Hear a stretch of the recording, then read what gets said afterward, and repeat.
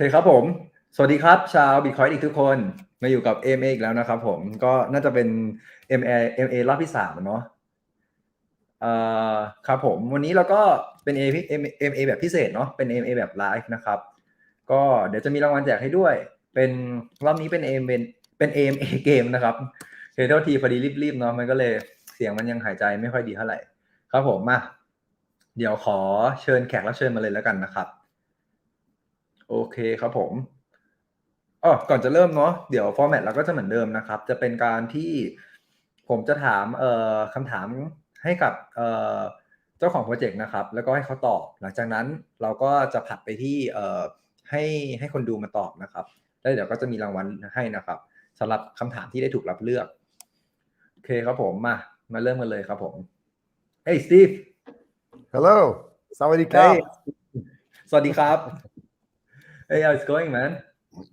Good, how are you? I'm doing good as well.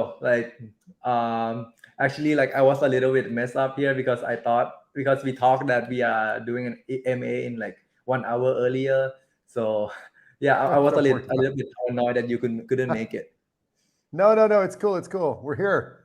We made it. Our quest has started. Yeah. We had a little chat before we started, right? So should be fine. Yeah, perfect. All right, cool. I mean, it's a great time here to have an AMA with you, and it's our honor to have you as our third guest on our live AMA. Oh, thank you. It's nice to be here. Thanks for having me, by the way. Yeah, sure. On the community, love to have like people come to do AMAs. So, I mean, should we start now? Sure. All I'm sure right. people want to know something about BitcoinAddict, so let's tell them. Yeah. I mean, one of the highly anticipating games, right? Yeah, so ครับผมเดี๋ยวผมก็จะมีแปลเนาะเป็นถามสลับกับแปลนะครับโอเค first question here what I will do is that I'll ask you a question and then I'll translate it in Thai and then you answer me bit by bit so that I can translate that to the audience. I'll give you short answers, so no problem. Okay, cool. That works as well. Yeah. All okay. right, cool. Okay, so first question. Please introduce yourself and your background and what brings you in crypto's market ครับผมคำถามแรกนะครับก็จะเป็นอยากให้คุณสตีฟเนาะแนะนำตัวแล้วก็พูดถึงแบ็คกราวด์ตัวเองนิดหน่อยแล้วก็พูดให้อธิบายนิดนึงว่าไปทำอะไรยังไงถึงเข้ามาในตลาดคริปโตได้นะครับ I heard you say Bitcoin means little bit, right? Yeah, it's Bitcoin. Little bit, yeah. Yeah, you mean Thai. Yeah. I know more Thai than you think. Ooh, be careful. Yeah. So let's see, where do I start? Let's see. I started in crypto in 2016. And before I got into crypto, I was working in fintech, financial services and technology, mostly in sales and marketing and in consulting. And then I realized that this wasn't my calling. It wasn't what I should be doing with my career. I felt like I was missing something. I was watching the banks charge a lot of money for a lot of services. It wasn't about the clients. It was about making money. And something felt wrong about this. So I thought, time to leave and do something else. And I was looking at this crypto stuff for a while and said, maybe I should just go do something with this. So I jumped in. Wow. And that was back in 2016. And I left all of the fiat income behind and went straight into crypto. And then there's a whole story about that I can tell you in the next part if you'd like. Wow. I mean, that's like a brave move, man. Like you move into crypto before everyone sees it. I dumped everything. Yeah, I started all over again. I started my entire career all over again. Yes. Yeah, and it's well paid. Like it really worth it, right? To make that decision. It is when you can do like what we're doing now. When you can make your dreams come true, I guess. Yeah. Yeah, like DreamQuest, right? Make your dreams quest come true. Yeah. Yeah. Okay.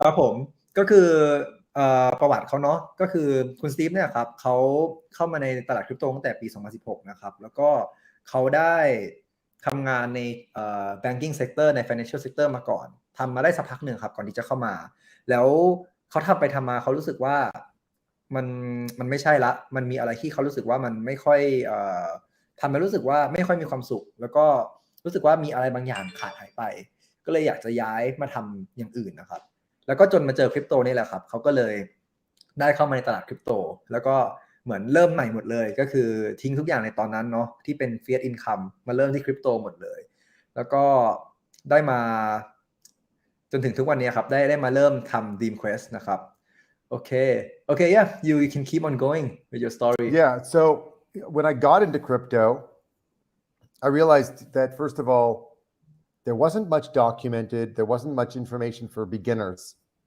And I came from a bit of a technical background, so I started learning. I set up my own mine. I was mining Ethereum for 2 years. I started to YouTube a little bit for fun, just to experiment and figure out what that's about, and created a lot of content. I used my own experience in sales and marketing and started working with blockchain projects, advising them, helping them with marketing and sales, tokenomics, economics, that kind of thing. And then during the bear market, I took all of the content from my YouTube show and wrote a book, got it published, it was backed by Tim Draper, it was backed by Brock Pierce, it was backed by John McAfee. So I was suddenly writing a book during a bear market, gets published, it becomes a bestseller on Amazon. Wow. And then Is it about crypto? This is what happens. Yeah, this is what happens in 3 years, going from financial services to best-selling author. But still, you still work in the same area, like kind of like Yeah, I mean, well, yeah, I mean now DeFi, of course, and then then after publishing the book, then DeFi market started to take off. But it's around that time I said maybe we could do something with NFTs and DeFi, and started formulating some ideas back in early 2020.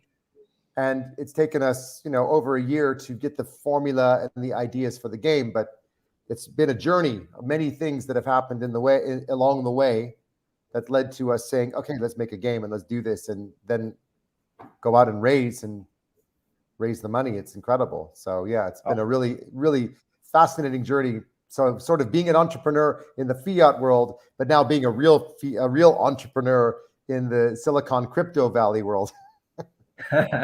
All right. Okay. So you said that you start from like coming in without any educational content, and then you started mining, and then making your own YouTube videos, and then later on become an author, and then create your games, right? Basically, that's what brings you here. And advising companies, sales and marketing the whole time. So I've worked with over 75 crypto projects.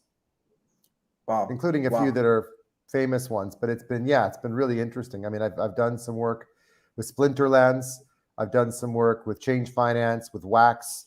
So I've had some really interesting, and as I said, I've met interesting people like Tim Draper, who gave us our headline quote for our book. I had the opportunity to speak with John McAfee. I've met with Brock Pierce, and he gave me a quote for my book as well. So yeah, that's what happens in 3 years in crypto, or 5 years in crypto. Wow. Yeah, let me like pause you a bit here, and then let me do some translation. No, please go ahead and tell the audience. I want them to know. Sure. I mean, they wanted to know. I mean, some of them has been like they like that. Yeah, so basically ครับผมก็แปลนะครับก็คือหลังจากที่เขาเข้ามาในโลกคริปโตครับเขาก็ได้เริ่มเข้ามาตอนแรกๆเนาะในปี 2016 ก่อนที่ตลาดมันจะช่วงนั้นมันก็เริ่มมาทิ้งแล้วเนาะก็คือเหมือนตอนที่เข้ามาแรกๆครับไม่มี educational content เลยไม่มีแหล่งรวมความรู้เลยก็คือหาความรู้หาข้อมูลยากมากเมื่อก่อนคุยกันก็คือคุยกันในตาม Telegram ตาม Reddit เนาะตอนนี้ก็คือเข้ามายากมากแล้วเข้ามาแล้วก็เข้าใจยากมากเนาะณเวลานั้นไม่เหมือนเวลานี้ที่มีคอนเทนต์เต็มเลยเขาก็เข้ามาแล้วก็เริ่มจากการขุด Ethereum ก่อนขุดเสร็จปุ๊บก็ค่อยเริ่มมาทำ YouTube เนาะใช้สกิลที่ตัวเองมีจากการทำ marketing ใน finance sector มาเริ่มทำ YouTube ทำไปทำมาเสร็จ ก็ค่อยมาเริ่มมาแนะนำโปรเจกต์มาแนะนำว่าทำมาร์เก็ตติ้งยังไงแนะนำหลายๆโปรเจกต์เนาะในด้านในเชิงของมาร์เก็ตติ้งเสร็จแล้วพอในช่วงตลาดหมีครับหลังจากบูมรัน2017จบเขาก็ได้มาเขียนหนังสือเอาข้อมูลที่เขามีทั้งหมดเนี่ยแหละครับมาเขียนหนังสือแล้วก็สุดท้ายก็กลายเป็นเบสเซลเลอร์ของ Amazon ก็เป็นเจอร์นี่ของเขานะครับพอเขียนหนังสือจบเป็นออเตอร์จบละก็ค่อยมาเริ่มทำเกมเนี่ยครับคือเจอร์นี่ของเขาทั้งหมดเนาะ Yeah, I mean, can you tell me like what is the book about? Is there like a name for it? Yeah, it's called Be Left Behind. Discover Bitcoin and cryptocurrency before your grandma beats you to it. Oh, yeah. So It sounds it's a little really sarcastic. it's sarcastic, Yeah, yeah. I like it. And it's very much for beginners so that you know, if you want to give the book to your grandmother or you want to give it to your grandson, those are the target audience, is people who are really interested and want to know about it, but it's written in very, very basic, plain English so that anybody can read and understand it. There's no complexity in it at all. And that's why it took us 2 years to write it, because it's not easy to write a book about blockchain and to explain what's a blockchain, what's cryptocurrency, what's a wallet address, how do I send it, am I sending it to the right place, how do I keep my coins safe, what's 2FA, so all that kind of stuff, but done in a nice, fun, light way with infographics and text. And we had to do something that was a little bit different because we really wanted to give people something they could read and understand it, like a foundation, something just to give them the ability to do what I couldn't do in 2016. Got it. Yeah, I mean, like this info, like the info in the book for this day, like people are gonna feel that this so something that is so simple and so basic. But then back in the last 3 to 4 years, I mean, it is totally different. It's very hard to Yes. find, and there's no one who's doing something to confirm if your books, if this info that they got is right or wrong. So it's very hard to do this kind of thing those days. Exactly. So the whole idea was I wanted others to have the benefit of all of the pains I went through so they could learn it easier. Yeah, So got they it. don't have to go through the same headache. Oh my God, what is this stuff? Someone please explain it to me. And don't make them, you know, spend hours watching video content. So you can read, it's a 2-hour read, the book. That's it. And that's the whole reason we did it, was to make it really easy and simple for people to get started in crypto. Because our goal was adoption. And how do you get people in? Is that you have to give them a foundation and understanding. So Got it. Yeah, got it. Yeah. Okay, so translation here ครับผมก็ Yeah, go ahead. ผมเมื่อกี้ผมก็มีถามต่อเนาะเรื่องหนังสือที่เขาได้เขียนตอนที่เขาเป็นออเตอร์หนังสือก็ชื่อว่าเหมือน how to learn หรือ how to study Bitcoin. What's the name again of the book? Be left behind. Be left behind, right? Yeah. Okay, And ครับ the หนังสือก็คือ the subtitle is Discover Bitcoin and Cryptocurrency before your grandma beats you to it. Okay, got it. Yeah. ครับผมมันชื่อหนังสือนะครับก็คือชื่อมันก็กวนๆนิดนึงเนาะเหมือนแบบชื่อว่า Be Left Behind ก็คือเหมือนแบบโดนทิ้งไว้อยู่ข้างหลังแหละแล้วก็เรียนชื่อหัวข้อย่อยก็คือเรียนรู้คริปโตก่อนเรียนรู้คริป Bitcoin ก่อนที่จะโดนคุณย่าหรือคุณปู่แซงไปนะครับเรื่องความรู้ก็คือหนังสือเล่มนี้ครับเป็นหนังสือที่ถูกทำขึ้นมาในช่วงปี 2016-2017 เนาะอาจจะหลังจากนั้นนิดนึงเนาะช่วงปี 2018 ซึ่งเป็นหนังสือที่มีประโยชน์มากๆนะครับสำหรับคนในยุคนั้นเนาะเพราะว่าไม่ต้องยุคนั้นเนาะในช่วงปีนั้นเนาะเพราะว่าช่วงนั้นการหาข้อมูลเรื่อง Bitcoin เรื่องการโอนเรื่องบล็อกเชนเรื่อง wallet หรือเรื่องการโอนแบบบนบล็อกเชนเน็ตเวิร์คครับหรือแม้แต่เรื่อง 2FA เนี่ยมันยากมากที่จะหาข้อมูลณเวลานั้นแล้วก็ยากที่จะเข้าใจเพราะว่ามันก็ไม่มีใครมาคอนเฟิร์มเนาะว่าทำยังไงหรือว่าทำแบบนี้ถูกต้องหรือเปล่าซึ่งมันก็เป็นหนังสือเล่มแรกๆเนาะที่ทำให้คนสามารถเข้าใจคริปโตแล้วก็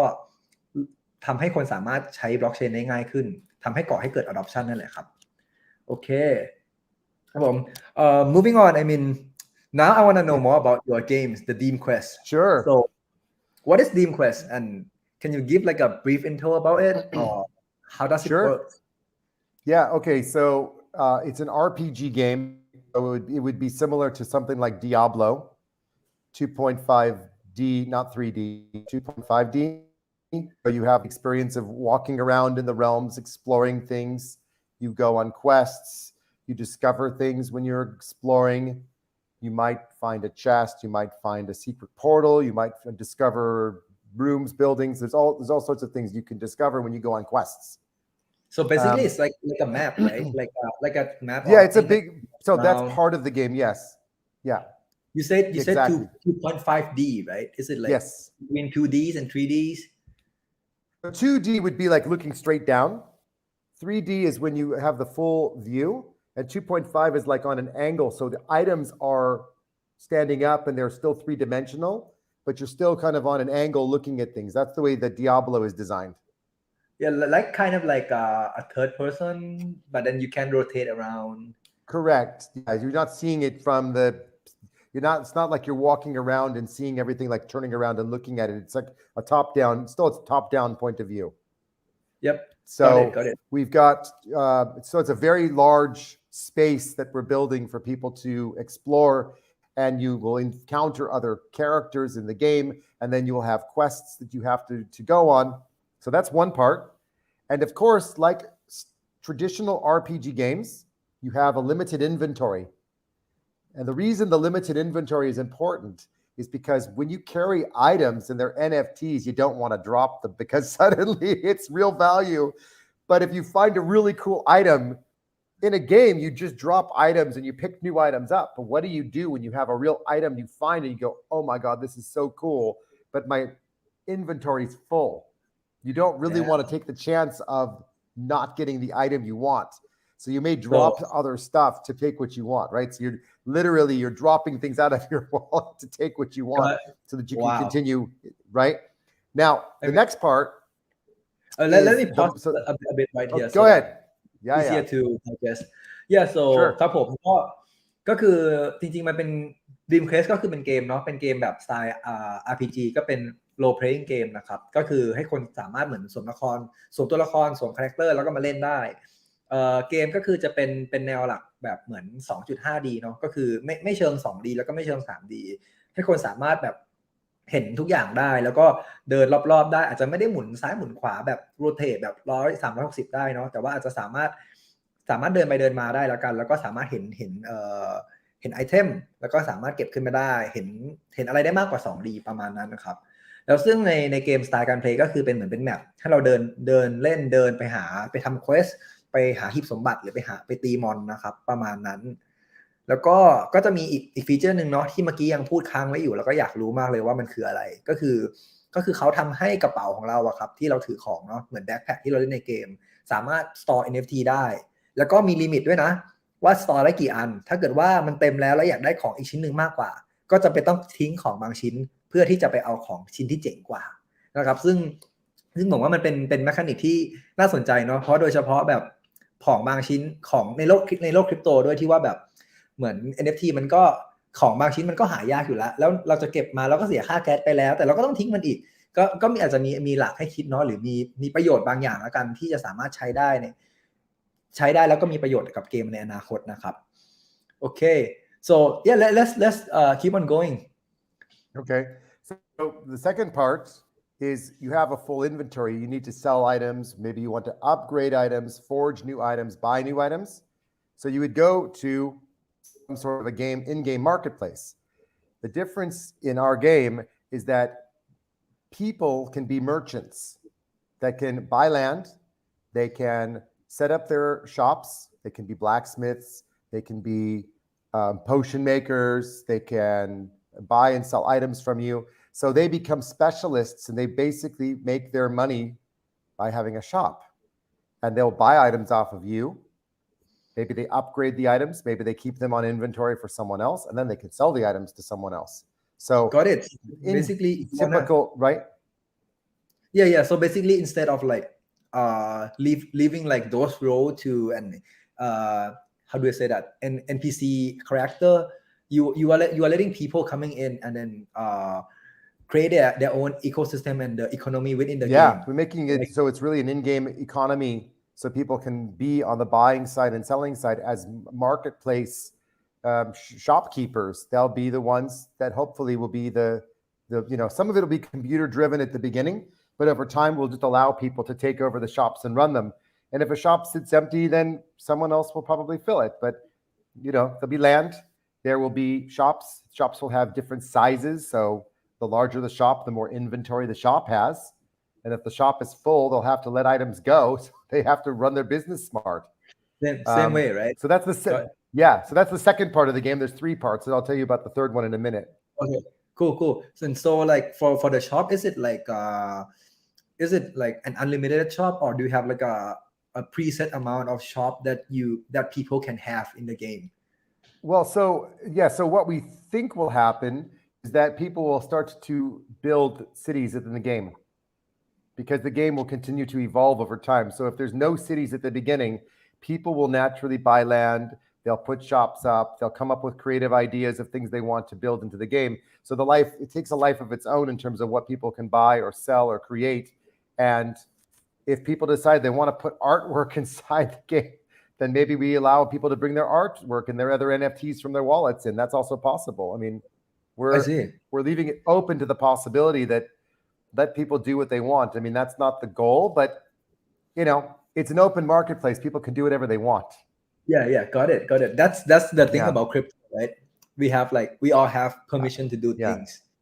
Yeah, and I mean, I don't know what you would do with a painting in the game. It wouldn't be very useful, and it probably doesn't go in your inventory. So I don't know what you would do with it. But if people want to have a piece of art, that's fine. They can buy it off the shop. Who cares? It's fine. Got it. Yeah, ครับผม let me pause you here and do some translation. ครับผมก็เมื่อกี้เนาะก็เป็นอีก second part of the game ก็คือเป็นอีกพาร์ทนึงของเกมแล้วกันเนาะที่พูดถึงเรื่องอีกมุมนึงก็จะเป็นเรื่องของการอัปเกรดอาวุธแล้วกันก็คือเป็นเรื่องของแลนด์ด้วยนิดนึงว่าคนสามารถเข้ามาซื้อแลนด์ได้แล้วก็เข้ามาสร้างช็อปสร้างอะไรได้ช็อปก็จะมีหลายขนาดอีกมีเล็กกลางใหญ่แล้วก็ช็อปตรงนี้ก็คือจะต้องโฮจะมีช่องให้โฮ inventory เหมือนกันนะครับเล็กก็สามารถโฮได้น้อยใหญ่ก็คือสามารถโฮได้เยอะซึ่งช็อปตรงนี้ครับจะเป็นช็อปที่สามารถเอามาใช้ในการอัปเกรดเวปเป้นหรือว่าอัปเกรดอาวุธเนาะหรือว่าเอามารวมหรือเอามาทำอะไรสักอย่างกับอาวุธนี่แหละให้มันเกิดมูลค่ามากขึ้นหรือให้มันสามารถเป็นอาวุธที่เก่งขึ้นในเกมได้นะครับแล้วซึ่งตรงนี้เขาก็เป็นเหมือนพื้นที่เปิดกว้างเนาะให้คนสามารถเข้ามาสร้างช็อปสร้างอะไรได้เรื่อยๆเลยแล้วก็เหมือนเปิดกว้างอยู่แล้วครับไม่ได้มีลิมิตด้วยว่าสามารถสร้างช็อปได้กี่อันเนาะสุดท้ายแล้วมันก็คือการ drive ให้คนมาสนใจในเกมสร้าง economy ในเกมให้เกิดเศรษฐกิจให้เกิดการหมุนเวียนในเกมเนาะประมาณนี้ครับ keep going like let's move to the third. So there's actually 4 parts, but I'll explain. Okay. So the third part is the battle. This is we're going to go into fight now. So in the battle part of the game, we switch the scenery, so it's more like Magic the Gathering or Hearthstone, where you have the cards and you're facing each other. So you have decks of cards, and you battle. The cards you have in your hand are characters, and all of the inventory you've been collecting from your quests. It could be rings, it could be potions, it could be spells. What we're doing in the battle that makes it really unique is we're using Chainlink weather data so that you don't know what weather conditions you will face, and the weather will have the ability to alter or change the attributes of your cards a little bit.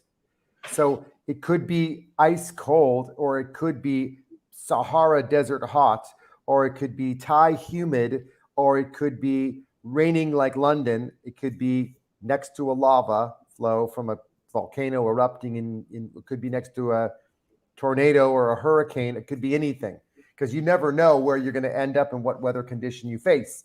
So this means that when you're building your deck of cards, you need to be really strategic about the deck you make, because if you have all of your cards that are really good in desert and hot and dry daylight conditions, you probably don't have a very good deck. Or you have a really good deck if you get lucky and you're always in dry, bright conditions. But if you're in some place like swamps or you're in the middle of the Brazilian rainforest and it's dark and it's not very nice and there's no sunlight, your characters won't do very well, especially if you have an archer and they're shooting arrows and they're in the middle of a forest. It's going to be That like makes sense. -5 accuracy. So Yeah, that that makes sense. means, yeah, right? So it creates a really unusual situation.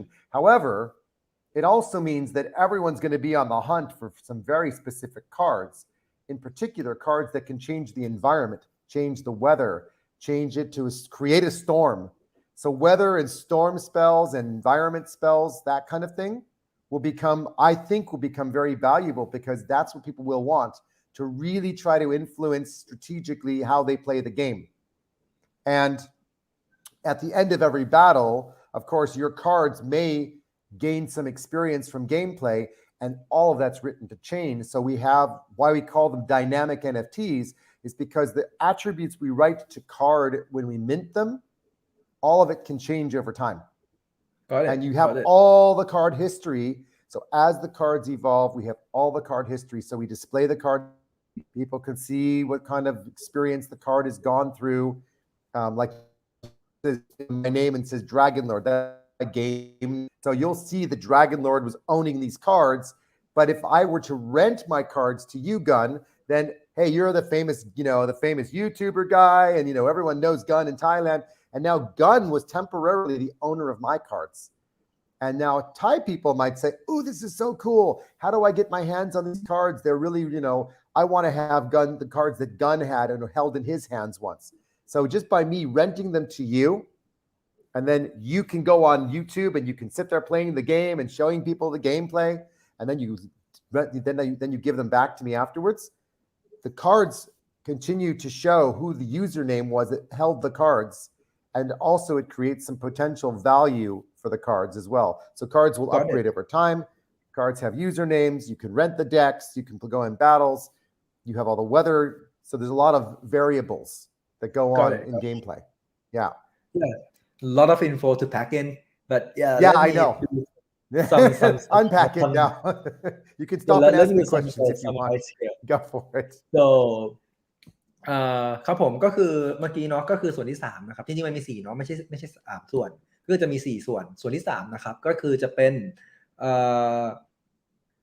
เรื่องของการ battle นะครับให้คนมาสามารถมาสู้กันได้ so the battle is it like a PvE or PvP or is it like this is possible to it's player versus player or player versus computer. It'll be either one. And in fact, we may even have a multiplayer versus dragon as well. I see. Got it. Wow. Very evil reptilian dragon.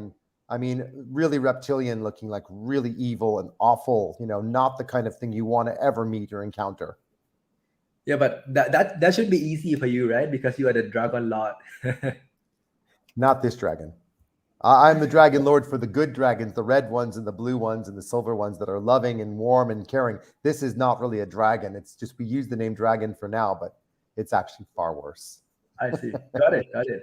ครับผมก็คือเกมนะครับมันจะมีอีกส่วนหนึ่งจะเป็นส่วน Battle ซึ่งส่วน Battle ตรงนี้ครับสามารถมาเล่นได้ในแบบ PVP PVE ก็คือ Player versus Player กับ Player versus Environment นะครับเหมือนอารมณ์คล้ายๆ Axie นี่แหละครับสู้กับผู้เล่นคนอื่นได้แล้วก็สามารถมาสู้กับพวกเหมือนบอทในเกมได้เนาะแล้วก็จะมีอีกเวอร์ชันหนึ่งที่เขากำลังดีไซน์อยู่จะเป็น Multiplayer versus Dragon ก็คืออาจจะประมาณว่าให้ผู้เล่นหลายๆคนมาแล้วก็ Battle กับมอนสเตอร์ตัวหนึ่งหรือมังกรหรือมอนสเตอร์ยักษ์หรือสักอย่างหนึ่งครับที่เป็นเหมือนบอสใหญ่นะครับแล้วก็สามารถมาแบทเทิลร่วมกันได้ซึ่งตรงนี้ครับมันก็จะวิธีเล่นเนาะมันก็จะกลายเป็นประมาณว่าเราจะเล่นเป็นเหมือนการ์ดเบสอะครับก็คือเอาการ์ดมาเล่นมาวางมาสู้แล้วการ์ดตรงนี้เราก็ต้องเป็นการให้เราจัดเด็กให้ดีด้วยเพราะว่าสิ่งที่มันขึ้นอยู่กับผลลัพธ์ของการต่อสู้มากๆก็คือเรื่องของenvironment นะครับจะเป็น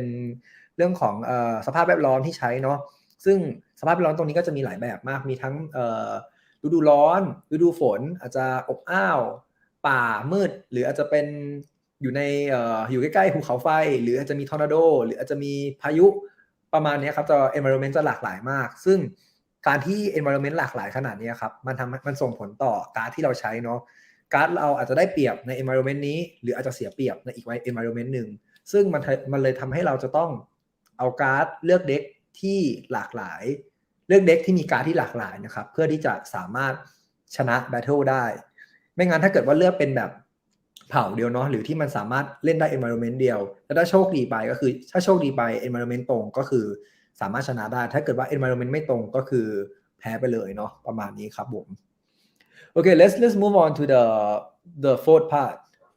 Yeah, so the last part is something a little bit special. It's the Guardians. So there's one set of cards that we have that we call the Guardians, and what they are is they're non-gameplay cards that enhance all of the players' abilities.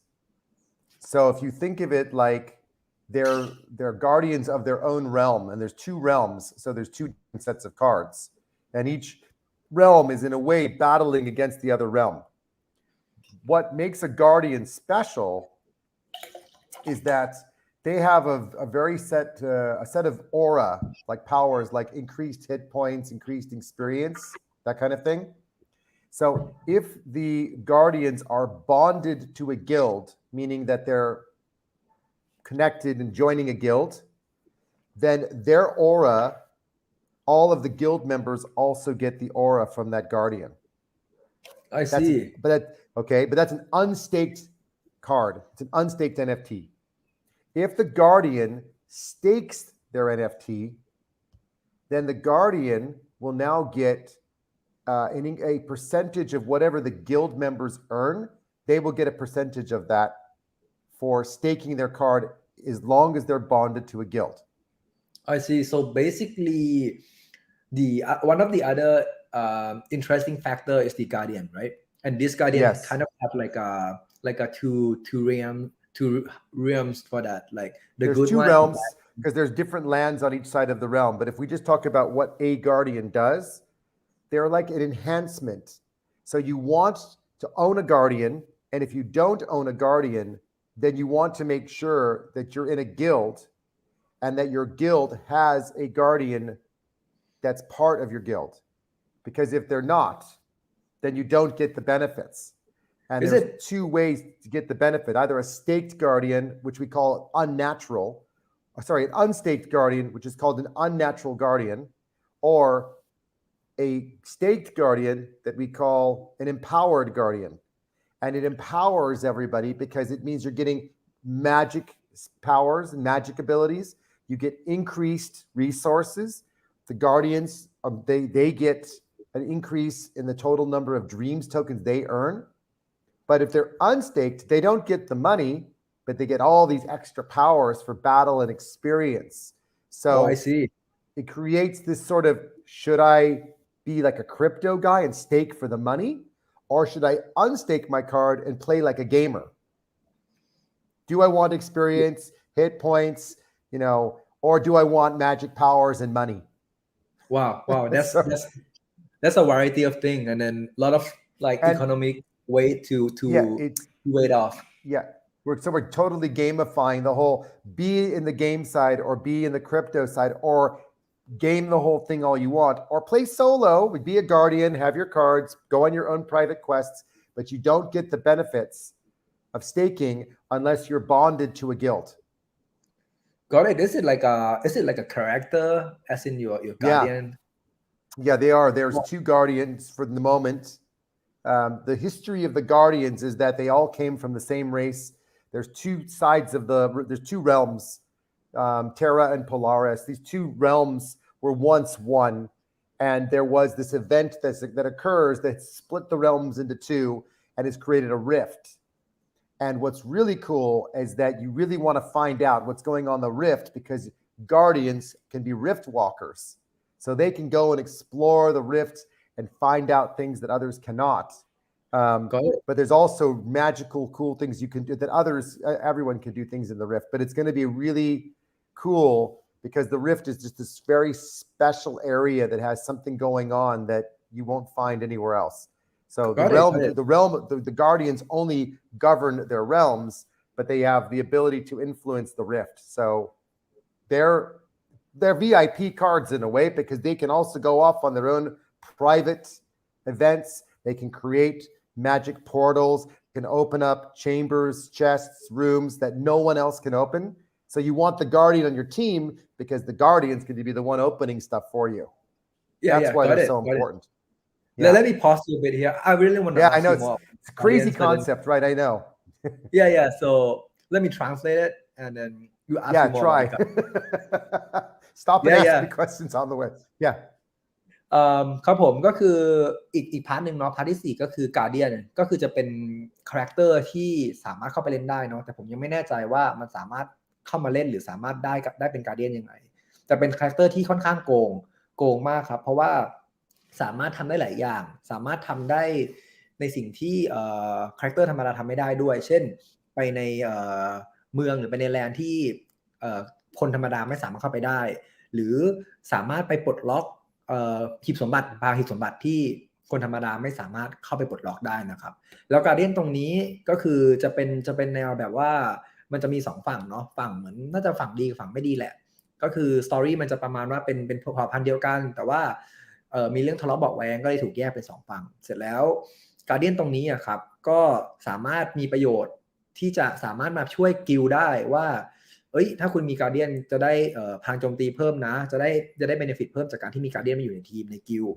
แต่ว่าการ์เดียนนะครับด้วยตัวโรของมันเองแล้วอ่ะสามารถเลือกเล่นได้2แบบคือจะสเต็กกับกิลด์ก็ได้กับแคลนก็ได้หรือจะไม่สเต็กก็ได้แล้วเบเนฟิตมันจะต่างกันตรงที่ว่าถ้าเกิดสเต็กไปแล้วนะครับมันก็จะทำให้การ์เดียนที่สเต็กจะได้เป็นเงินได้เป็นรีวอร์ดที่ทั้งแคลนไปหามาส่วนถ้าเกิดไม่สเต็กก็จะกลายเป็นเขาก็จะได้เป็น EXP เนาะแบบสะสมเลเวลไปนะครับประมาณนี้โอเคครับผม Yep cool. Let's move on Yeah got all of it I mean little confusion here gotta organize a bit and then send it out it's a new concept because it's kind of like double staking, right? But you can stake or unstake the card or bond or not bond the card, so it's a little bit unique because we're combining crypto with traditional gaming so that everybody has a reason to participate. Got it. So how do we get guardians then ก็คือเราจะได้ guardian ยังไงครับตรงนี้ Well, there's going to be a limited supply of them. They're going for sale on Monday. Wow. Yeah, but they're going to be like special collectors cards that you'll be able to use to trade in for the actual guardians. You can keep your collector's item, but then you'll be able to not swap it, but collect the actual guardian cards later for gameplay. That is going to be on, should I say? Because you already know. It's going to be on the NFT. It's going to be on the Binance NFT marketplace on Monday. I see. Wow. Yeah, so there's only going to be on Monday. There's only going to be 25 guardians for sale. I think maybe 50, something like that. Very small number.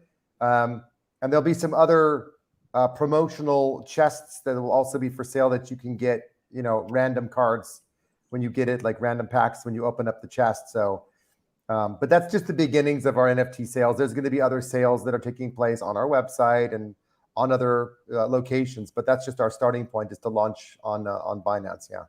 Got it ครับผม Guardian ตรงนี้เนาะถ้าจะได้ยังไงก็คือสามารถไปซื้อได้นะครับที่แรกที่จะขายก็จะเป็น Binance NFT นะครับสามารถไปซื้อได้วันจันทร์นี้ซึ่งอย่างที่รู้มาเนาะว่า Guardian มันก็โกงมากๆก็สามารถไปซื้อได้นะครับแล้วก็ด้วยตัว Guardian เนาะด้วยความที่มันโกงซัพพลายมันก็จะมีน้อยด้วยก็ไปเก็บไปสอยๆมาก่อนได้นะครับผมว่าใน Binance NFT ตรงนี้ก็คือจะมีเรื่องของmystery box ด้วยเนาะให้คนสามารถไปซื้อได้นะครับมันก็จะสุ่มเป็นของให้ประมาณนี้ครับผมโอเค let's move on to the other question so sure does the DreamQuest do you have like your own native token or yes and what Dreams is the okay ครับ Dreams and what is the token. utility of it ครับผมคำถามก็คือ okay yeah so คำถามก็คือ DreamQuest มีเหรียญของตัวเองไหมนะครับแล้วก็ถ้ามี utility ของเหรียญคืออะไร Yeah. Okay, so we're inside of a game And whenever you play a game, you always have game resources. You'll have gold, you have other, like, sometimes you'll have crystals, or you'll have other in-game resources. So think of it like this. You have, on one side, you have Dreams tokens, which has a certain value that you can use for spending or earning. You can do quests and you can earn Dreams tokens. But there's other in-game resources you can also earn, and you can use those to do things like forge items, create new items, upgrade items, and you can then take those items and sell them, or you can use the dreams to buy things or sell things. So what you end up with is a classic game design, classic game mechanics, where you have in-game, like a Diablo, right? You go on quests, you are given assignments or missions, and you go on the missions. And along the way, you find gold, you find rare items, you find common items, you pick some stuff up, you don't pick some stuff up. You then go to the marketplace, you sell items, you then find some, flowers or some grass or whatever, and you pick that up and you take it to a potion shop, you make some potions. The wizard knows how to make awesome potions, so yeah, let him do it, right? And he's so good at it, you make these awesome potions, and you take the potion, then you go to your guild and say, anybody want my potion? And they buy the potion off you. So it becomes very dynamic, and when they buy it off you, they're giving you dreams tokens. So Got it. It's the classic. You're always, doing things in the game. You go in battles, you win your battle, you earn coins. If you're playing against somebody that's a little bit harder than you, we'll have like a rating system of some sort. So if you go into tougher battles and you win, you'll earn a bit more. Or if you do combinations of certain types of cards in certain ways, you'll get certain bonuses. As I mentioned, if you have a guardian that's bonded to the guild and staked, then the guardian can earn money, and the guild will be earning more game resources, while the guardian's earning more dreams tokens.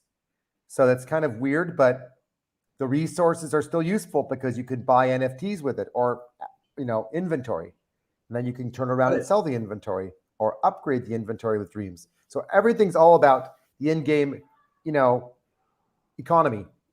You go to the market. Yeah. Yep. So basically, like this dream token is the play to earn reward, and also the transaction. In-game. It's one of the in-game currencies. Yeah. Got it. Like most games are designed with typically at least 2, sometimes 3 different in-game currencies.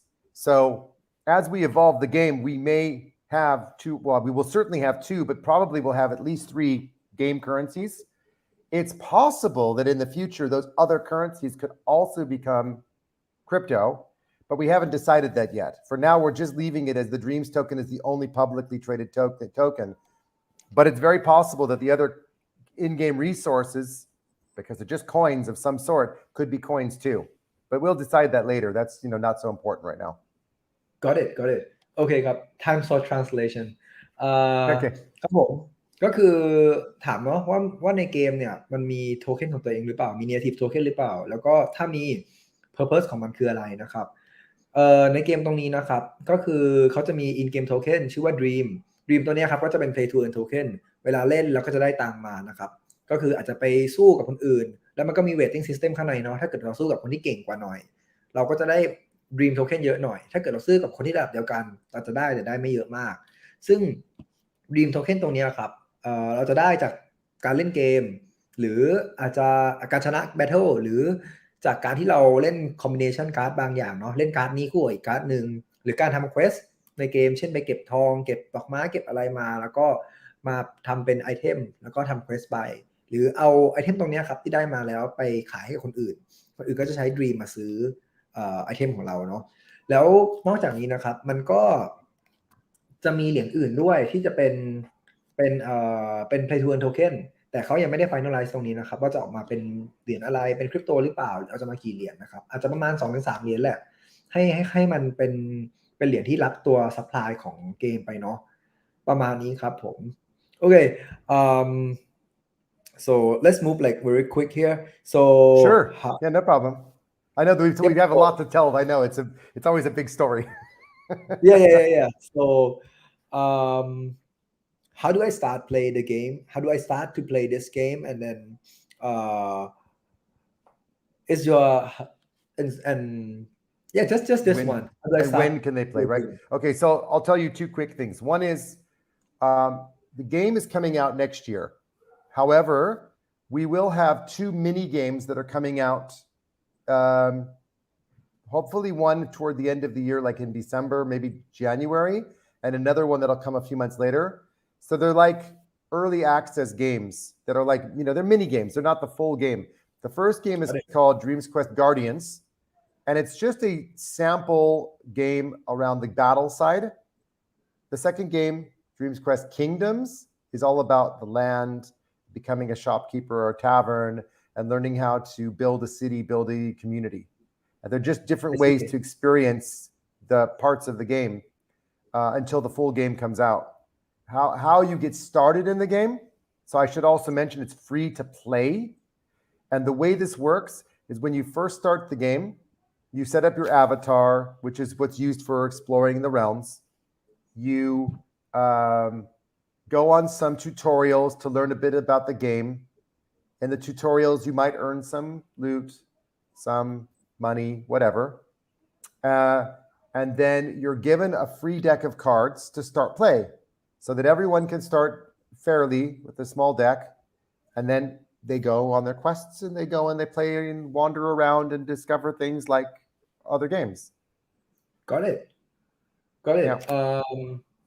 Okay, so time for translation ครับผมก็คือเมื่อกี้ถามไปว่าจะเริ่มเล่นเกมได้ยังไงเขาก็มีพูดถึงเรื่อง roadmap คร่าวๆนะว่าจะเกิดอะไรขึ้นบ้างเกมน่าจะออกมาประมาณปีหน้านะครับผมน่าจะประมาณต้นปีเนาะแล้วก็ก่อนหน้านั้นจะมีมินิเกมให้เล่นก่อนช่วงประมาณปลายเดือนธันวาหรือต้นเดือนมกราปีหน้านะครับจะเป็นมินิเกมแบบเหมือนให้เล่นลองจำลองเกมดูก่อนจะเป็นฝั่ง Battleฝั่งหนึ่งแล้วก็อีกฝั่งหนึ่งก็จะเป็นเรื่องของการสร้างแลนด์สร้างอีโคซิสเต็มข้างในเนาะสร้างช็อปสร้างอะไรให้คนได้ลิ้มลองแล้วก็ลองเล่นดูก่อนประมาณนี้นะครับแล้วก็จะเล่นยังไงก็คือเกมนะครับถ้า start ก็คือจะเป็น free to play สามารถเข้าไปเล่นได้เลยนะครับไม่จำเป็นต้องมีการลงทุนแล้วก็ตอนเข้าไปเล่นแรกๆก็จะมีเหมือนเป็นเด็กเป็นการ์ดให้เรามาเล่นก่อนแล้วก็ลองเมทัลไปถ้าอยากอะไรก็ค่อยซื้อเพิ่มนะครับประมาณนี้ yeah that should be pretty clear for the community.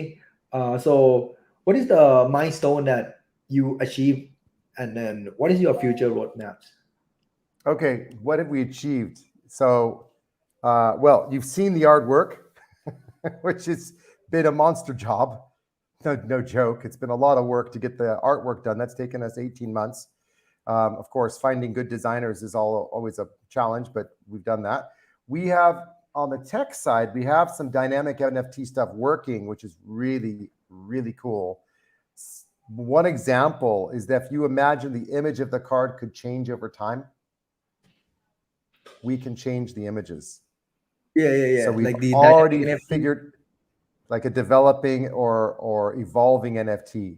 Now, some of that you don't want to change because if you have beautiful artwork, you don't really want to change that because you'd need to have all the layers and pieces designed for the next 5 years, and that's almost impossible. But we can overlay and change little things here and there just to make it fun. So that's one of the things we can do. And of course, the attribute-based changes on a card is also working so that we're able to mint a card and then we can actually run simulations and show the card history with different attributes changing over time, experience increasing, battle get damage, and we can actually make the damage go down as they heal over time. So there's some really cool stuff on the blockchain side we've done. And on the game design side, we've done a lot of work in terms of game design concepts on paper, which is, to be honest, it's about 70% of the work is to design the game mechanics so you know how the game works. Of course, the graphics and then making all of that inside of like, a real exploration does take time. But the game design part is actually really, really challenging. So that's what we've really achieved a lot of. And it's still evolving, still going.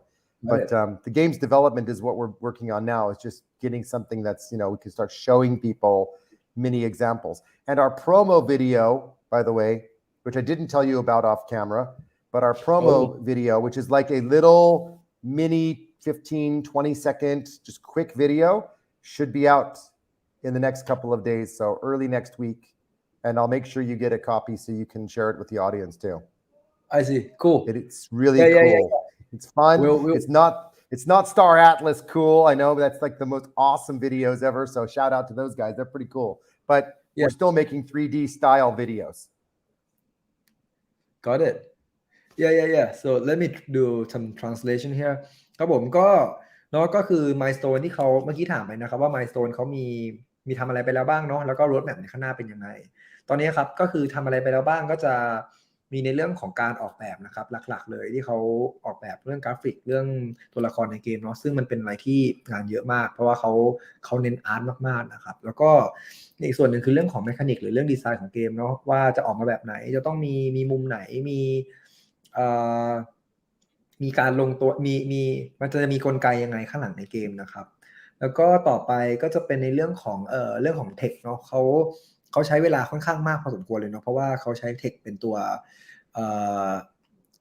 Dynamic NFT นะครับไม่ใช่ NFT ธรรมดาก็จะเป็น NFT ที่สามารถเปลี่ยนฟีเจอร์เปลี่ยน attribute ได้เช่นการอาจจะอัปเกรดแล้วเปลี่ยนรูปนิดนึงหรือว่าอาจจะมีเรื่องของการฮีลเลือดแบบสมมติเล่นไปปุ๊บNFT ตัวนี้หรือว่ามอนสเตอร์ตัวนี้ที่เรามีเลือดมันลดน้อยมันก็อาจจะต้องใช้เวลารอนิดนึงเพื่อให้มันฮีลกลับมาเลือดเต็มเท่าเดิมจะมีเรื่องของการเปลี่ยนฟีเจอร์ส่วนเปลี่ยนลักษณะเนาะเขาเรียกว่าอะไรเปลี่ยนข้อมูลนะครับบน NFT ประมาณนี้ครับผมโอเค moving on to the next question so what is your plan for Thailand and then for Southeast Asia community I'm glad you asked that because I tell you that's why we're here, right? So our entire strategy is Southeast Asia. It's our first market launch. So we've put a lot of marketing effort into countries like the Philippines, Vietnam. Of course, Thailand is also really important for us. I'll be honest, we've struggled a little bit to find a good marketing company in Thailand. So that can really help us to, expand into Thai market. But we're really interested in the, Southeast Asian markets because 1, big on crypto adoption, 2, big on gaming, 3, big on mobile gaming. And these are all the things that we're targeting. And we want to give people access to some additional wealth, ways of playing games, making some money, having some fun, joining some guilds, fighting with each other for fun. Yeah. Collaborating, running a shop, making some money. We want to give people options to do new things in new ways. And the more people we can reach, the more impact we can have on the world. So I know that sounds maybe a little bit like, big dreamer kind of whatever, but actually it's a reality because games are games. If they're fun, and that's our goal, and that's everything we're trying to do. If we can make the game fun and we can get a great community working with us, then it's going to be, we're all going to be having fun. And then, I'll be doing road shows and tours and everything, conferences and events like I used to do before everything was being locked down, because being up on stage or being amongst people and hearing what they want is got to be the most awesome thing. So, this is going to be a big thing for us, is really focusing on what we can do to really grow in the local markets. Asia is our top priority. And every other market will come second because we just see what's happening with, Axie and other games. And it's clearly Asia. Got it. So now you have Indo, Philippines, and Vietnam, right? Yeah. Okay, got it. Okay, so Indonesia, Philippines, Vietnam, Thailand, Indonesia, and Malaysia. Those are kind of the key markets that we're targeting right now. Yeah. Got it. ครับผมก็คือผมถามไปเนาะว่ามีแผนอะไรสำหรับประเทศไทยแล้วก็ Southeast Asia นะครับเขาก็บอกว่าเขาตอนนี้กำลังเน้นเล็งที่ตลาดของอินโดมาเลเวียดนามฟิลิปปินส์แล้วก็ไทยนะครับเพราะว่ามันเป็นตลาดที่น่าสนใจมากๆในเรื่องของการเล่นเกมเนาะซึ่งเราก็เล่นเกมกันเยอะอยู่แล้วเล่นโมบายเกมเล่นโทรศัพท์มือถือก็เยอะอยู่แล้วด้วยแล้วก็ดูได้ง่ายๆเลยครับจาก Axie เนาะจากการที่มันเกิด adoption เกิดการที่คนเล่นเยอะมากๆจากในจากเกม Axie อย่างเดียวนะครับแล้วก็อยากจะเหมือนซึ่งตลาดตรงนี้มันค่อนข้างเหมาะกับการออก NFT gaming มากๆนะครับเพราะว่าจะมีเรื่องของplay to earn mechanic ตรงนี้ด้วยเนาะครับผมแล้วก็เขาบอกว่าเนี่ยเขาก็เน้นตลาดนี้แหละครับประมาณนี้โอเคSteve last question before we move on to the to the Q&A session from the audience. Steve? Oh, he got disconnected. แป๊บนึงนะครับน่าจะโดนตัดไปเนาะเดี๋ยวรอสตีฟกลับมานะครับ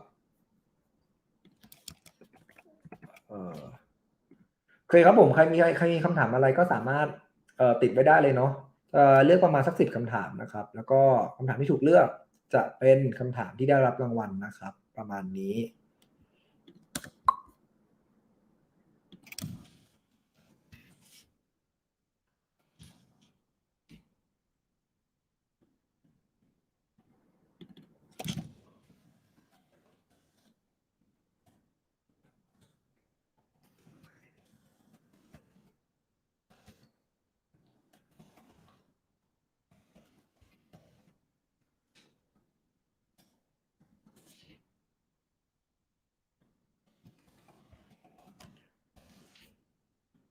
Oh, hey, you are back. I'm back. Had an the internet just stopped all of a sudden. My VPN Yeah. crashed. I was a little shocked. Whoa, where did Steve go? I got so bored I left. No chance. No. I know you're not bored. You're excited to meet the community. I am excited. So yeah, let's move on to the last question before we Sure. move to the Q&A session. So wrapping up this AMA, what is the thing that a community should be excited about, or what is the thing that they can do very soon, or the things that they have to remember about the games? The things they have to remember about the games? Not have to. I mean, like the things to remember. I don't want to force them. I don't know how to answer that question, really. I mean, there's a lot of exciting things we've talked about, obviously. I mean, I think the most important, I think you want to own a Guardian, right? Three things. What's that? Maybe three most important things about. Well, okay. So I mean, look, all of our community growth is happening in Discord now. That is like really like a big thing, because I mean, you want to be in Discord because that's where all the announcements are. That's where all of the airdrops are happening. That's where all the coin drops are happening. All the kind of cool, exciting things that we're announcing are all about being in Discord. I guess the second thing is you really want to have, I mean, I think everybody's going to want to have some of these cool limited edition cards, because we'll put them out early. And then, of course, early adopters are the ones who say, oh, I got that card. I was so smart. I did that. That's crypto for you, right? And then everyone else goes, oh, my God, how did you find out about that? I heard about it, but I didn't do it. So, well, we're letting you know now. Got it. Now's your chance. So Discord's one, getting cards is another. I'd say the third thing, it's not even about the game. It's about the fact that we're hiring and we're looking for people, moderators in Discord, 2D, 3D designers, Unity games developers. So we've got a team from all over the world. You're very welcome to come and join us. I think it's great to have, you know, a nice mixture, because maybe we all come and meet each other in each other's countries someday. I mean, that would be a super cool thing to do. So we want to make a really nice, you know, group of people. We have 16 people from all over the world now. I think there's no more than about 2 or 3 people from any, well, we have 6 people from one country actually. So 6 is the most. But yeah, I think, you know, just coming and joining us and being part of what we're doing, I think there's a lot of really exciting things that we've got cooking. And we'd love to have you in our Discord. We'd love to have you, you know, connecting with us, working with us. And there's, like I said, lots and lots of opportunities, because we've raised the money. We're doing our NFT sales. We've got a long road ahead to build this game. And the more great people we have, the faster we can go. Yeah, got it. So let me do like quick translation here, like wrap things up. ครับผมก็คือสิ่งที่น่าสนใจเนาะเมื่อกี้ผมถามไปว่าถ้าจะปิดเซสชั่นคำถามมีอะไรที่น่าสนใจเนาะเกี่ยวกับเกมแล้วก็อะไรที่เราควรจะจำเกี่ยวกับเกมนี้นะครับก็คือทีมเนาะก็ไม่ได้มีอะไรมากเนาะคือตอนนี้สำหรับใครที่อยากจะ look for incentive แล้วกันว่าอยากจะได้ airdrop อยากจะได้ของดีๆจากเกมก่อนที่มันจะ launch ก็สามารถไปเข้าไปได้นะครับใน Discord นะครับเดี๋ยวผมจะแปะลิงก์ไว้ให้นะตรงนี้นะครับสามารถเข้าไปใน Discord ได้นะครับไปรับ airdrop หรือไปทำกิจกรรมเพื่อรับของไว้ก่อนได้เนาะเผื่อเวลาที่เกมมันบูมขึ้นมาอย่างเงี้ยก็สามารถเอาของตรงเนี้ยไปขายได้ซึ่งเวลานั้นก็จะมีราคามากๆด้วยนะ ครับผมแปะให้ละแล้วก็อย่างต่อไปก็คือเขาก็กำลังหาทีมเพิ่มนะครับใครที่สนใจในตัวเกมหรือเป็นพวกเกม developer อยู่แล้วเขาก็ทำงานกับพวกทีมระดับโลกเนาะมีทีมกระจายอยู่ทั่วโลกเนาะแบบอยู่ประมาณ6ประเทศมั้งที่เขาบอกมาเมื่อกี้นะครับก็สามารถมาจอยกันได้นะครับผม Steve perhaps you want to talk a little bit more about something on this Thursday You mean the IDO? Perhaps oh yeah like the ideals I mean Yeah. and Well, also go your ahead. partnership with can I say it Sure. your partnership with Sandbox Oh yeah, that's yeah cool, maybe you isn't want to it? talk more about that Sure. I mean, okay, so a couple things. So, like I said, this coming week is pretty exciting. So, Monday we'll have our first NFT Guardian drops on Binance NFT Marketplace. Wednesday we might do another one. We'll see. We might not. Going to keep people kind of guessing a little bit. Thursday is the first IDO on Duck Starter, and Friday is the double IDO on GameFi and Red Kite. There are opportunities to get whitelisted if you come to our Discord. So I'll just mention the link. It's discord.gg/DreamsQuest. yep I put that in the comments Yeah, oh discord.gg. It's crazy, but GG /DreamsQuest. So, and then on the Sandbox side, so normally when I'm in videos, and you've seen this before, Gun, I have like a background image that we've developed from our game, and it's a frost giant, and he's like this big creature, and he's got this white, frost beard, and very kind of tough guy with a big sword in his arm, and it's a very specific looking character. And the COO from the Sandbox, Sebastian Borge, is one of our investors. So we've been collaborating quite closely with Sandbox for the last 6 weeks, and we've developed a pixelated version of the Frost Giant, which we will soon be launching into the Sandbox as an NFT. So got it cool. It'll be the pixelated version of our Frost Giant from our game. We're not quite sure how the pixelated version will work in our game, or maybe it's just an extension of Dreams Quest in the Sandbox. He's big, he's tall, he's going to walk around with his sword, he's going to smash things. I mean, that's what big frost giants do. So yeah, you'll be able to find us in the Sandbox really soon. We're just finalizing some of the technical issues we've had with uploading the character and getting him in, but that's just techie stuff. But I think within a week or two, you'll see the frost giant walking around, or standing in front of Binance or something like that on the Binance land, or maybe in Atari's land, or maybe we'll invade BitBoy's space. I don't know. We'll do something funny with it. That's for sure. All right, cool. Yeah, let me do the translation here. Yeah. Yep. So basically โอเคครับก็คืออย่างนี้นะครับแปลนิดนึงเนาะเมื่อกี้นี้ผมอยากจะให้เขาพูดเพิ่มเติมนิดนึงในเรื่องของสิ่งที่จะเกิดขึ้นในอาทิตย์นี้เนาะแล้วก็เรื่องของ collaboration กับ Sandbox พอดีได้คุยกันมาก่อนด้วยก็คือในส่วนของสิ่งที่จะเกิดขึ้นในอาทิตย์นี้นะครับก็คือจะมี NFT drop ตอนวันจันทร์สามารถไปซื้อได้นะครับใน Binance Marketplace ก็จะเป็นพวก Guardian ที่พูดถึงไปเนาะแล้วก็จะมีIDO ตอนวันพฤหัสจะเป็น IDO ของ Duck Starter นะครับแล้วก็ IDO ของ Red Kite แล้วก็ GameFi วันศุกร์สามารถมาเข้าร่วมได้นะครับอินโฟการเข้าร่วมสามารถไปดูได้ใน Discord เลยนะครับที่ผมส่งให้ไปแล้วเนาะและในส่วนของเรื่องของ Sandbox ก็จะเป็นเขาก็ collaborate กับ Sandbox นะครับให้ทำตัวละครขึ้นมาตัวหนึ่งที่อยู่ในเกมอยู่ละแต่ยังไม่แน่ใจเนาะจะเป็นไปแนวทางไหนอาจจะเอาเป็นแบบตัวละครที่เป็นแบบพิกเซลเนี่ยมาแปะในเกมหรือว่าอาจจะเป็นส่วนต่อขยายของเกมสามารถไปเล่นอย่างอื่นได้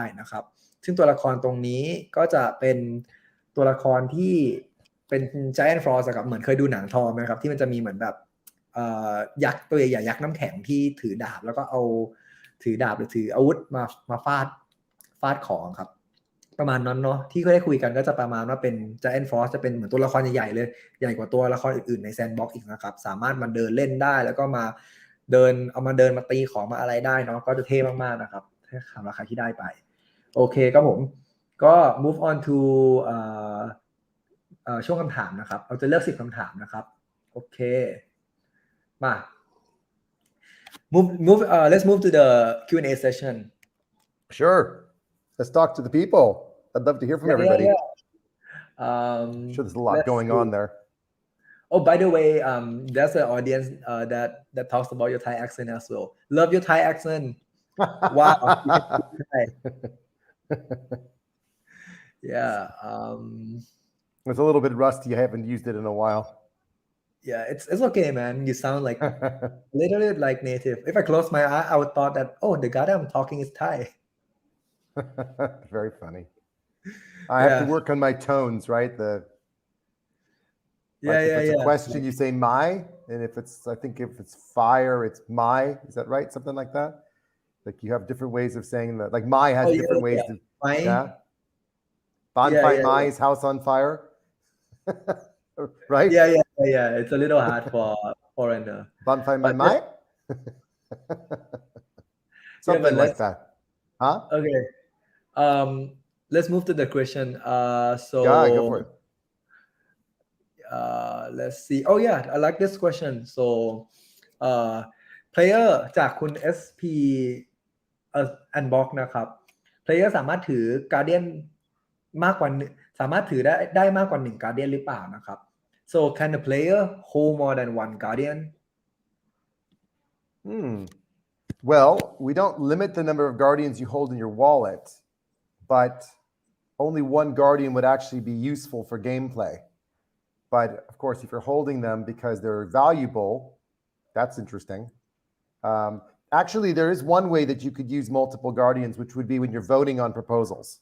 So because each realm has its own governance in a way, or you can make proposals on changes or new things you want to do in a realm. If you had several Guardians, then I suppose you could use the Guardians' voting power to vote on things in the proposals. But each Guardian will have a limited number of votes anyway. So we wouldn't want anybody to come in with 10 Guardians and game the system and try to ruin the whole voting system. So it's probably not going to be a good idea to have multiple for that purpose.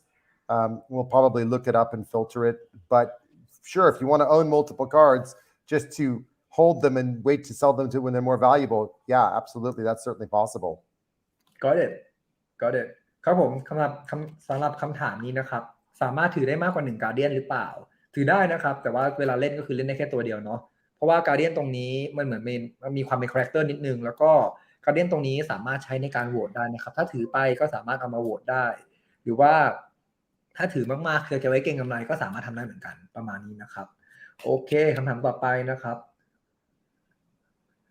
โอเค this one ฟังแล้วเหมือนผู้เล่นคราฟยาอาวุธไปขายได้ไหมครับโอเค so the question is that a player can go in to craft medicine craft some kind of herb and for weapons then potions that, right? Weapons yes they can forge new items or they can create new potions by mixing things together. Of course, if they mix the wrong stuff, it might not do anything. But yes, so that's it's possible. Got it. Okay. ครับผมก็คือขายได้เนาะแต่ว่าถ้าเกิดประสงค์ผิดคราฟพลาดก็คือไม่ได้นะครับโอเคมาไล่คำถามก่อนเนาะตรงที่ battle yeah earth so ตรงที่ battle แล้วมีหลายเวดเดอร์เป็นการสุ่มสภาพอากาศหรือเปล่าครับหรือมีแมคานิกอย่างไรแล้วเชนลิงเข้ามาช่วยดีมเควสยังไงจริงๆตรงนี้ไปตอบแล้วนะแต่เดี๋ยวให้ทางคุณสตีฟเขาตอบอีกทีแล้วกัน so for the mechanics for the weather like like which kind of mechanic do you use and do you use chain link I think you answered this before but perhaps so just to explain so what happens is that I'll use an example like let's use a mud elemental so let's say the mud elemental is really strong and very quick in muddy conditions when it's dark makes sense. But if you drop him into a new weather condition like hot desert, well, it's not wet, it's not dark. So they might get slower. But because they're angrier, they might get stronger because they just can't they're frustrated and it's like this big thing is like, I really want to do this and I can't. So he starts slamming, so he gets stronger, but he's slower. So when you start thinking about the dynamics of what happens to a card, you can imagine that temperature, weather, climate, storm could all possibly have impact on some cards, but not on other cards, because some cards will be neutral cards from the rift and they won't be affected. So there will be these, possible things that can be done to card attributes that changes how the cards work. Did I think that I answered that well? Is that okay? Yeah, kind of. I think you just want to ask the mechanics about the game, if it's using chain link or something. Yeah. So okay. So the way that the way that we're doing it is that if you imagine, so Chainlink has an oracle that's called weather data, and that's off-chain data that you can access on-chain. So what we do is we randomly select a location, and based upon that location, we won't display the location. We'll only display the weather conditions of that location. So we will probably have selected, let's say 100 or 1,000 locations around the world. So we get all the variations of extreme. We'll have Antarctica, we'll have the deserts, we'll have jungles, and we'll have forests, and we'll have areas where there's rain and where there's mud and where there's swamps and where there's volcanoes and tornadoes. And if you end up in a place where there's a tornado or a hurricane, well, unfortunate. So the data that's coming in will be random, and then it will just be presented to the players in terms of what the conditions are. And of course, the imagery will change depending on the circumstances too. Got it โอเคครับก็คือใช่ครับก็คือเมื่อกี้อย่างที่อธิบายไปแล้วเนาะเขาใช้ลิงก์เนาะในการสุ่มว่าเวเดอร์ในการสุ่มว่าสภาพอากาศจะออกมาเป็นยังไงนะครับแล้วก็จะมีเรื่องของการเหมือนแบบสุ่มไปแหละว่าจะเป็นได้สภาพอากาศแบบไหนแต่ตรงนี้เขาก็มีเพิ่มเติมมาด้วยเนาะว่าถ้าสุ่มได้สภาพอากาศแบบนี้แล้วมันอาจจะ affect การ์ดแบบนึงเนาะมีผลกับการ์ดทำให้อาจจะเดินช้าลงแต่อาจจะมีอีกฟีเจอร์นึงในการ์ดที่เหมือนกับว่าตัวละครมีความโมโหความโกรธอาจจะเพิ่ม strength ในการที่เขาแบบเหมือนตัวละครหงุดหงิดสามารถตีแรงขึ้นเนาะมันจะมีเรื่องความหลากหลายตรงนี้ด้วยประมาณนี้นะครับโอเคคำถามต่อไปนะครับถ้าถือ NFT การ์ดยิ่งนานมีผลกับค่า attribute ที่เปลี่ยนไปไหมครับเช่นยิ่งถือนานแต้มยิ่งสูงแล้วมีโอกาสที่จะเปลี่ยนแต้มเป็น attribute ที่ค่าแย่ลงไหมครับคำถามมันงงนิดนึงนะครับแต่ว่าเดี๋ยวผมจะลองrephrase ใหม่เนาะก็คือ so the question is that is there any benefit of holding NFT card let's say like if you hold an NFT card for certain amount of time you can get more score or more point for some cards or does it work in vice versa let's say I hold long okay so let's talk about let me answer the question. What's the value of a card that you hold in your hands? Maybe that's the way to look at it. So let's think about, like, if people are familiar with Magic the Gathering, which is probably one of the most famous card games, there are, first of all, a lot of common cards, which you need them just for gameplay. But then, every so often they have limited edition cards. They have founders collections. They have new legendary or rare cards, that kind of thing. So obviously the more rare or limited edition a card is, the more valuable it is. There's less of them. They're more powerful. They do new cool things. So you want to have some of those in your deck when you're game playing. So now if we look at the way a card works over time, if you had a card that was, let's use the example of a card like the Black Fairy. If you had the Black Fairy in your hands and it was in mint condition and it's a very limited edition Rift card, then is that a valuable card because it's in mint condition, meaning it's never been used, never been played before? Or is it more valuable because it's been played a lot and it's now a level 10 card, although it has a lot of card history and a lot of damage along the way, and maybe it's lost some stuff, but it's more, let's say, higher experience? Or what if the card is level 5, but was held by a really awesome YouTuber called Gun, and he held it and played it for, let's say, 10 rounds, and now this card is like really unique because nobody else has ever held this card other than me and Gun, and everyone's like, oh my God, Gun held this card. This is how much do you want for that card? Because he's such a cool, awesome guy. I want that card.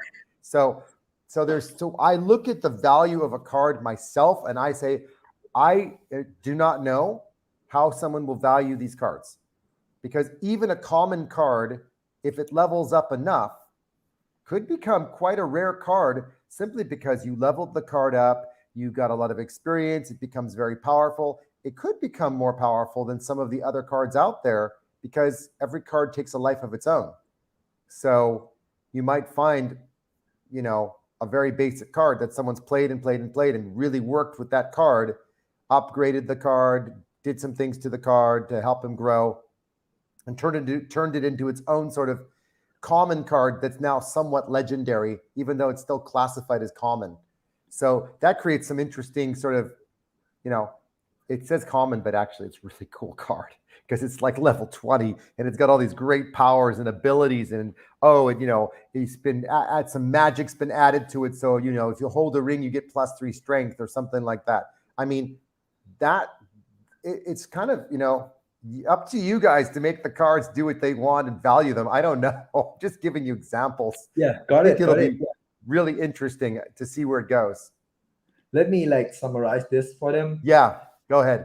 โอเคครับผมก็คือคำถามก็คือถือนานจะยิ่งมีผลต่อมูลค่าไหมเนาะหรือว่าอาจจะได้แต้มสูงหรืออะไรไหมเขาอยากให้มองในมุมของว่าการ์ดมันคือการ์ดอะไรมากกว่าเนาะว่ามูลค่ามันคืออะไรมูลค่ามันอยู่ที่ตรงไหนเช่นการ์ดนี้คือการ์ดใหม่เพิ่งมิ้นท์ออกมาไม่เคยเล่นเลยก็จะเป็นการ์ดก็จะมีมูลค่าในแบบของมันอย่างนึงหรืออาจจะเป็นการ์ดที่ถูกเล่นแล้วแต่ว่าอาจจะมีความบาดเจ็บมีความเสียหายเกิดกับการ์ดที่ถืออยู่แต่ด้วยความที่ว่าประสบการณ์มันสูง EXP มันสูงมันก็อาจจะทำให้การ์ดมันมีมูลค่ามากก็ได้นะครับหรืออีกมุมนึงคืออาจจะเป็นการ์ดที่ไม่มีใครใช้เลยมีคนดังใช้คนหนึ่งอาจจะเป็นใครก็ได้เนาะที่ดังๆในยูทูบเบอร์มากๆใช้ไปแล้วก็อาจจะทำให้มีมูลค่าก็ได้เพราะคนดังคนนั้นใช้ประมาณนี้นะครับโอเคสำหรับเสร็จเร็วๆเนาะ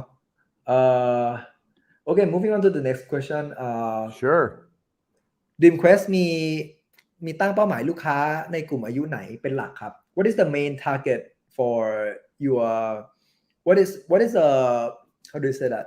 What is the main target for your gamers? Which age range do you prefer? Oh, I mean, are you not you prefer which range are you target audience? Yeah. So I would say teenagers, the reality is, so there's a bit of a reality check. So, I mean, I have friends with teenagers, for kids, and they're like 13, 14, 15. They tried to play Axie Infinity and they just said, Dad, this game is boring.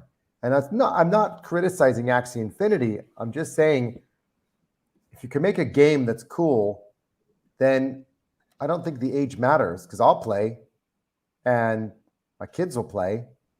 Although my kids aren't old enough, but I mean, I don't think it's really, I think the reality is that there's an age group that's typically between, let's say, I don't know, 20 and 35 that are gamers and love gaming, but I've been gaming my whole life and I'm going to be playing. And I know that I've got friends who've got kids that'll play. So I think it's more important that we know that our audience is mostly younger people that are into crypto and they need to make some extra money, or they're struggling to find work and they like to play games. There's going to be some really interesting, I think we're going to learn a lot once the game gets out there to see who our audience really is. But that's who we think it is mostly the younger generation, but just because they have more time normally to play. But got it. Everything's possible. Steve, I gotta tell you a bit, you might need to wrap up this a little quick here. So short answer would be great. Yeah. So let's do some summary on this ครับผมก็คือรวมแล้วก็คือหมดแหละครับเป็นเขาก็ให้หมดเลยเนาะให้เป็นแบบใครอยากจะมาเล่นก็ได้กลุ่มไหนไม่ได้สำคัญเนาะแต่เขาคิดว่ากลุ่มที่จะเป็นลูกค้าหลักจริงๆก็น่าจะเป็นกลุ่มวัยรุ่นนะครับกลุ่มที่ยังแบบเป็นเด็กน้อยยังสามารถมาเล่นเกมได้หรืออยากได้แบบได้หาเงินเพิ่มเติมนิดหน่อยเนาะประมาณนี้ครับผมโอเคคำถามต่อไปนะครับกี่คำถามละประมาณ5คำถามแล้วเนาะเดี๋ยวรีบไล่แบบเร็วๆเลย เคยครับผมว่าคำถามนี้ก็เร็วดีเนาะDreamQuest สามารถใช้บอทช่วยเล่นได้ไหมครับ Steve next question so can we Go. use bot to play DreamQuest Can you use bots to play DreamQuest? I certainly Yeah. hope not. Not No, okay. no, Okay. that's not the goal. Well, how you have to read the messages that you get and know what the quests are all about. So, no, I mean, the game is certainly not meant for bot play. That's not the idea. This is about Okay. participation, working together, collaborating. We don't want bots in the game. That's just not of any benefit to humanity if we do that.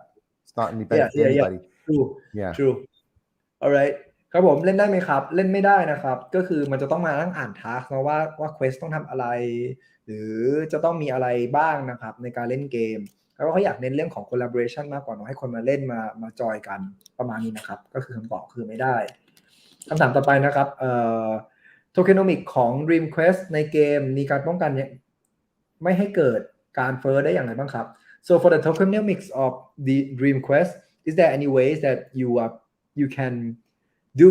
are doing to prevent the inflation of the supply of Dream? Yeah, I mean, so everything about in-game tokenomics for me is about supply and demand or scarcity and abundance. So we know that people need to be able to earn from gameplay, but we also know that if you spend tokens in the game, then they come back into our platform. What we do is we put them back into a reserve. We don't put them back into the game. So what that does is that it forces people to have to keep minting out the tokens. Think of it circularly. Tokens go out through minting. People spend them with us. They go back into a reserve, and those tokens in reserve will never be minted back out until all of the unminted tokens are minted first. We do try to encourage people to do things in game, to spend and whatever, and to earn. But if you think about being inside the game, the token shouldn't matter. The price of the token shouldn't matter because the in-game tokenomics should be somewhat stable. But outside, the price, of course, is fluctuating. We know that people like to try to look at price and say, oh, but this is costing so much now. But if you're earning that amount and you're spending the same amount and it's an in-game activity, then it shouldn't really matter. If people suddenly stop spending or stop doing things, we'll obviously adjust the model as we also learn what works and what doesn't. Because like all games, there's always upgrades and changes. But there's definitely an economic model designed. Got it โอเคครับผมคำตอบนะครับก็คือมันก็จะมีดีไซน์ของมันแหละเนาะแต่ว่าสุดท้ายแล้วสิ่งที่จะ adjust ให้เฟ้อจริงๆคือเรื่องของการใช้จ่ายในเกมมากกว่าเนาะคิดว่าน่าจะมีเรื่องของแบบเหมือนการเบิร์นเงินบางส่วนหรือการเหรียญบางส่วนให้กลับเข้ามาอยู่ใน reserve นะครับอาจจะไม่ได้เบิร์นทีเดียวเนาะอาจจะเป็นเขาเรียกว่าเป็น reserve เป็นคลังเก็บไว้ก่อนซึ่งคลังตรงนี้ก็จะเก็บไว้ประมาณนึงเนาะเวลานึงก่อนที่แบบโทเค็นที่ยังไม่ถูกมิ้นออกมาจ่ายออกมาหมดนะครับถึงจะถูกเอามาใช้แล้วเดี๋ยวก็จะมีการปรับเมคานิกไปเรื่อยๆแหละครับระหว่างเกมเนาะว่าเป็นยังไงอยากให้หมุนไปทางไหนนะครับประมาณนี้คำถามต่อไปนะครับเกมเป็นแนว 2.5D และเริ่มเล่นได้ปีหน้าเกมปีหน้าเกมใหญ่ๆ 3-4D จะออกมาเยอะรวมถึงเจ้าตลาดมีแผนจะรับมืออย่างไรครับ Okay so the next question is that you are the games that are using the 2.5 dimensional style for the game and then next year you are launching the game and on the next year the big giant in games like Starlast and the other games are launching the games in 3Ds and even 4D so what is the plan of how do you do 4D I don't know what's maybe 4D like a glass or something right virtual reality we start with 2D 2.5D if we go to 3D let me finish the question so sure how do you deal with this game how do you deal with this sudden change in the landscape the change in the landscape how do you mean in sudden change in the market that you have like lots of big games coming in and then this is a good thing look I mean this is a good thing because number one it means that the industry is hot it means people want to play games and how many people do you know that only play one game most people play several different games right you play one game for a bit then you play another game and then you get excited about something and then you change to the other one and you're hearing about, oh, that one's got some cool stuff going on. I'm going to go check it out. But, oh, that one's doing something else. You actually need multiple games so that people have different things they can do. And if you're really into space exploration, you go and you do Star Atlas. But if you're not into the whole space thing, you go and play DreamQuest. And if you just want to play, another game that's like pixel based, then you go and you play Avagochi. So actually, there's plenty of room, because if you look at the games market, there's thousands of games and they're all making tons of money. So we're only a small number of games with a huge growing community. So if we're able to make a game that works in crypto and also works outside crypto, imagine how big that could be for people. Got it. So it's like a big piece of cake that is not There's like a huge piece of cake, and there's only a few of us in this right now. Imagine that. Got it. Okay. Yeah.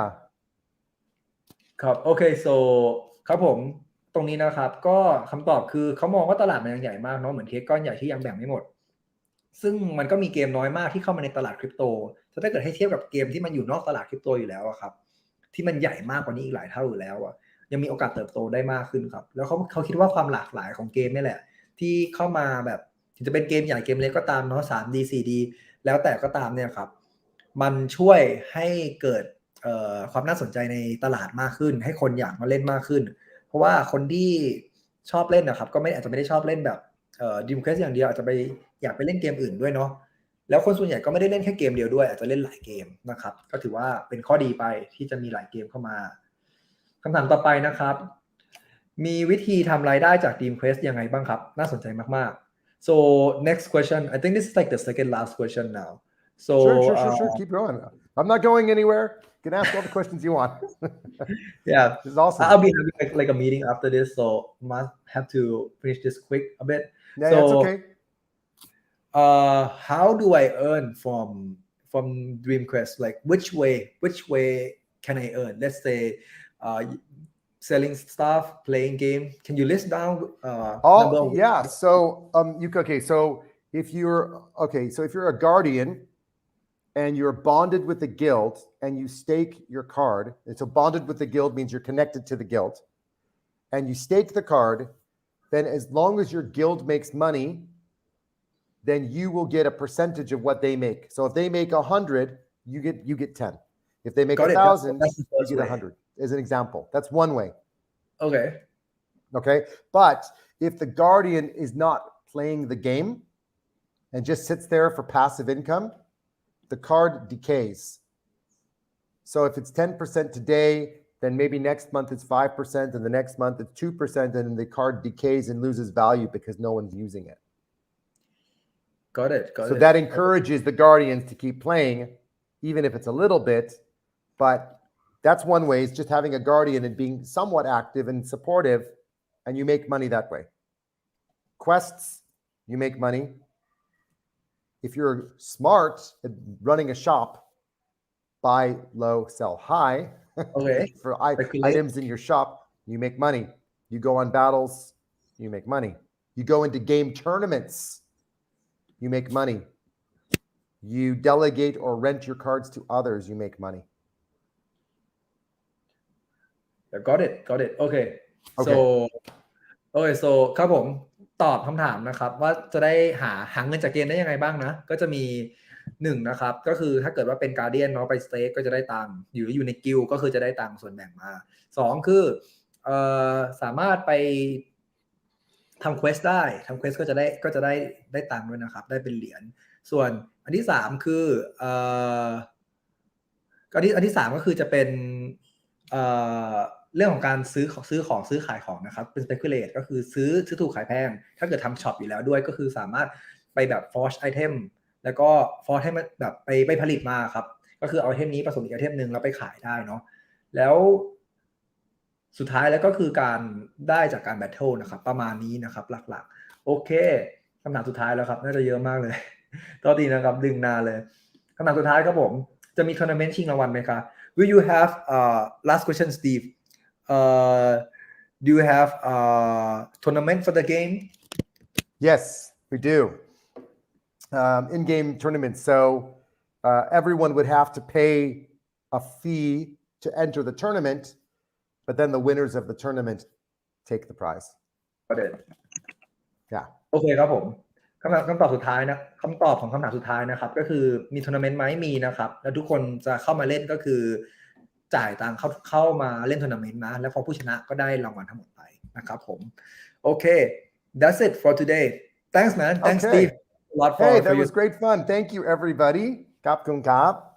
yeah ขอบคุณครับ Now I alright can go have my my dinner or my breakfast or whatever. yeah just take your time chew off Kai Dao. Egg on top. yeah thanks a lot man this is like a lot of fun so Cool. Thank you, knowing everybody. I that really you appreciate it. project. I know it was Yes. a long one for people. I know you've been here a long time, and I really appreciate it. But hopefully, everyone got something from it, and you can just come over to our Discord. We'd love to see you, and lots of exciting things happening. So we'd love to have you join our community. That would be awesome. We just love that. yeah sure I mean I'll tell them to join the community ก็คือ Awesome. ผมก็คือขอบคุณมากนะครับสำหรับที่เขามาจอยเนาะแล้วก็ไปจอยคอมมูนิตี้นะครับใน Discord ได้ alright I think that's it for today Yeah, Thank you just for- one thing if you could mention one thing is if anybody is interested in being a community manager for a Thai community, they can just ping Dragon Lord inside of Discord, which Sure. is me. And I'm more than happy to connect them with the team so they could help us because we have multiple languages, but we don't have a Thai community, but we would love to have one. So if anyone's interested, we would be very, very happy to have them. sure ครับผมก็คืออีกอย่างหนึ่งเนาะทิ้งท้ายก่อนปิดรายการนะครับก็คือสำหรับใครที่สนใจอยากจะเป็น community manager สามารถทักมาได้ใน Discord นะครับทัก Dragon Lord ก็ได้นะครับก็คือ Steve นี่แหละแล้วเดี๋ยวเขาจะดึงเข้าทีมเนาะแล้วก็จะพูดคุยกันเพราะเดี๋ยวเขาอยากจะสร้างเป็น community หลายๆประเทศนะครับโอเค alright I think that's it for Super. today Thank Thanks, you. man. Wish you Awesome. the best Thank Gun. and see you at the moon Nah, see you in the metaverse. see you in the metaverse alright See you thanks later. man Thank you, everybody. thanks you bye